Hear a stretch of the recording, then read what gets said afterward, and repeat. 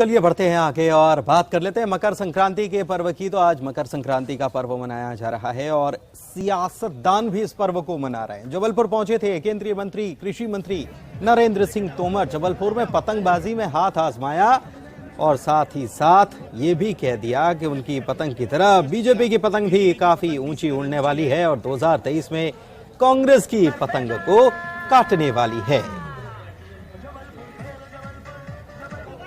और ये एक और तस्वीर देखिए, एक और तस्वीर, एक तरफ जबलपुर की तस्वीर आप देख रहे हैं और दूसरी तरफ केंद्रीय गृह मंत्री अमित शाह भी पतंगबाजी करते हुए नजर आ रहे हैं। मकर संक्रांति के विशेष अवसर पर पतंग उत्सव जारी है। केंद्रीय मंत्री नरेंद्र सिंह तोमर जो है वो पतंग उड़ा रहे हैं। नरेंद्र जी, बेशक आज मकर संक्रांति का मौका है और आज आप खुद पतंग उड़ा रहे हैं सांसद खेल महोत्सव में, क्या कहेंगे? सांसद खेल महोत्सव के अंतर्गत मकर संक्रांति के उत्सव पर जो पतंग प्रतिस्पर्धा का आयोजन किया है, यह बहुत ही अच्छा आयोजन है, सामायिक है और मैं समझता हूँ आज के दिन पतंग उड़ाने का अपना एक महत्व है। आज सूर्य उत्तरायण हो रहे हैं, पतंग भी उड़े और सूर्य के दर्शन भी हों, यह निश्चित रूप से जीवन के लिए बहुत ही अच्छी बात है। तो 2023 में भाजपा की पतंग भी ऊंची उड़े, क्या कहें? भाजपा की पतंग आज भी ऊंची है, आने वाले कल में भी ऊंची रहेगी। तो भाजपा की पतंग ऊंची थी, ऊंची है और 2023 में भी ऊंची रहेगी। आज मकर संक्रांति के मौके पर केंद्रीय मंत्री नरेंद्र सिंह तोमर सांसद खेल महोत्सव में शामिल हुए और बेशक जो पतंग की ऊंचाई है देख सकते हैं आप, काफी ऊपर है और लाजमी है, सियासी रूप से भी समझे तो उन्होंने स्पष्ट किया कि बीजेपी की पतंग भी इसी तरह ऊंची है और 2023 के अंत में और ऊंची रहने वाली है। कैमरा पर्सन वीरेंद्र मिश्रा के साथ प्रतीक अवस्थी, न्यूज़ 18 जबलपुर।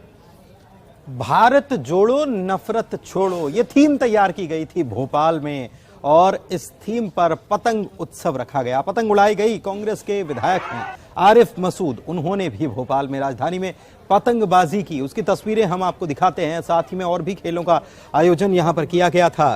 कार्यकर्ताओं के साथ संक्रांति के कार्यक्रम में दरअसल विधायक शामिल हुए और कार्यक्रम की थीम पर बने भारत जोड़ो नफरत छोड़ो पतंग को उड़ाया और कहा कि मकर संक्रांति की बधाई देते हुए बोले कि हम देश में नफरत का माहौल बनाने की कोशिश जो लोग कर रहे हैं उनके खिलाफ हैं और कांग्रेस के लोग ऐसा होने नहीं देंगे।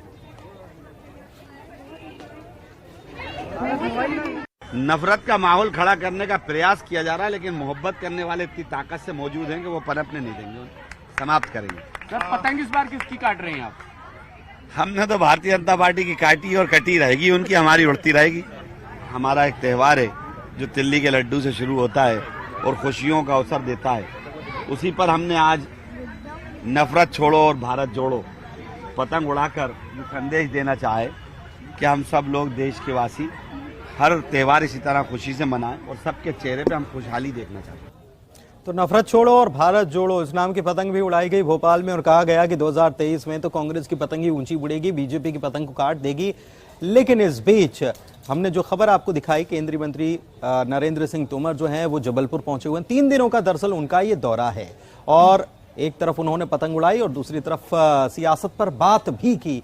उन्होंने साथ ही ये कहा कि कांग्रेस की तरफ से एक किताब जारी की गई है, इसको लेकर कहा कि कांग्रेस हमेशा फूट डालो राज करो की राजनीति पर काम करती आई। क्या कुछ कहा उन्होंने, सुनवाते हैं आप। कृषि क्षेत्र में जितना काम हुआ है वह अपने आप में अद्भुत है। 2014 से पहले कृषि विभाग का बजट मात्र 22-23 हजार करोड़ होता था और आज 1,32,000 करोड़ है। तिलहन मिशन के ऊपर भी हम लोग काम कर रहे हैं। बागवानी का क्षेत्र बढ़ रहा है, ऑर्गेनिक प्रोडक्ट पैदा हो रहे हैं, नेचुरल खेती की ओर देश जा रहा है। इस दिशा में भारत सरकार बहुत ही प्राथमिकता के साथ काम कर रही है। उसका फायदा किसानों को भी मिल रहा है और उसका फायदा देश को भी मिल रहा है। और प्रदेश के चिकित्सा शिक्षा मंत्री विश्वास सारंग ने न्यूज़ 18 से बातचीत की है और कई सारे सवालों का जवाब दिया। उन्होंने राम मंदिर के निर्माण उसके शिलान्यास को लेकर कि वहां शिलाएं जो भेजी जाएंगी और साथ ही साथ राम मंदिर पूरा कब होगा, कब उसकी तिथि, तमाम मुद्दों को लेकर उन्होंने बहुत बातें की। क्या कहा, सुनवा। आज मकर संक्रांति के पावन पर्व पर हमने संपूर्ण क्षेत्र में पतंग महोत्सव और मकर संक्रांति महोत्सव का आयोजन किया। जिसमें हजारों की संख्या में हमारे युवा साथियों ने जहां एक और पतंग उड़ाकर इस त्योहार को मनाया, तो उसके साथ ही खिचड़ी और तिल गुड़ बांटकर प्रदेश और देश के लिए ये उत्तरायण का सूर्य का प्रवेश शुभ रहे, इसका संकल्प लिया। और उधर बैतूल में प्रदेश के पूर्व मुख्यमंत्री कमलनाथ ने बीजेपी पर तंज कसते हुए कहा कि बीते 5 सालों में महज 0.3% लोगों को ही रोजगार मिला है। इन्वेस्टर समिट महज दिखावा है। अगर हमारी सरकार बनी तो हम फिर से किसानों की कर्ज माफी करेंगे।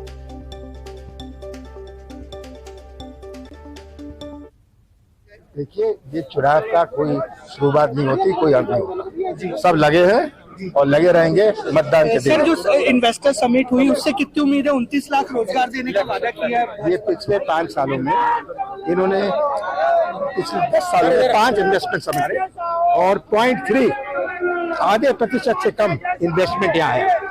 ये तो आगे है। कितने रोजगार मिल पाएंगे इन्वेस्टर समिट? ये सब नाटक नौटंकी से कुछ नहीं होगा। और अब भोपाल से एक और बड़ी जानकारी। पूर्व मंत्री ने आरटीओ अफसर को गालियां दी हैं। गौरी शंकर बिसेन है एमपी पिछड़ा वर्ग आयोग के अध्यक्ष और बालाघाट आरटीओ अनिमेश गढ़पाले को अपशब्द कहते हुए नजर आए। लालबर्रा थाना क्षेत्र में बैठक चल रही थी। अपशब्द कहते हुए बिसेन का जो वीडियो है लगातार वायरल हो रहा है। पूर्व कृषि मंत्री भी गौरी शंकर बिसेन रह चुके हैं।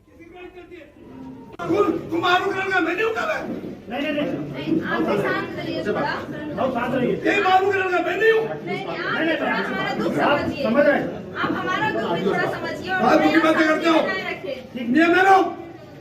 एक भी मोटरसाइकिल वाला चल नहीं जाता। क्यों बता रहे विनोद? कार चलती है, किसी गाड़ी चलती है।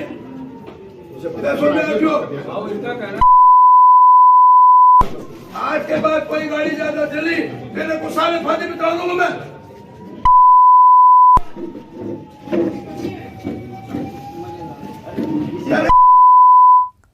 और उधर गौरी शंकर बिसेन के बयान पर पीसीसी चीफ कमलनाथ ने बैतूल में तंज कसते हुए कहा कि सिर्फ बिसेन की सोच अफसरों को लेकर नहीं है, बल्कि ये तो पूरी बीजेपी की ही सोच है।